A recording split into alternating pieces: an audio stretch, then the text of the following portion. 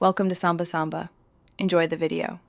You'll begin by opening Pages and creating a new document or choosing an existing one.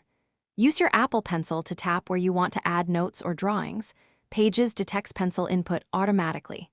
Once done, switch between typing and drawing by tapping the Draw button in the toolbar. If you prefer handwriting converted to text, make sure Scribble is enabled in iPad OS settings. This gives you both precise ink and editable text, so you can sketch, mark up, or write and later edit. You'll now work with Pages drawing tools to create clean annotations and illustrations. Tap Draw to pick pen, pencil, or highlighter, then adjust stroke size and opacity for subtle or bold marks.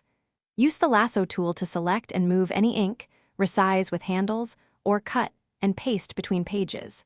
For complex sketches, choose Insert then Drawing so your sketch becomes a grouped object you can scale without losing proportion. Make sure to name layers logically if you export to other apps.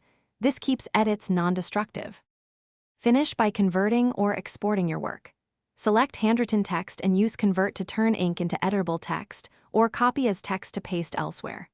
When ready to share, export as PDF to lock layout or as a Pages file to preserve editable drawings.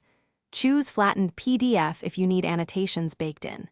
If the Apple Pencil stops responding, make sure it's charged, paired in Bluetooth, and that Scribble isn't conflicting. Restart the iPad if necessary. These steps ensure your Pages document looks and behaves as intended. Thanks for watching. Consider subscribing if we helped you.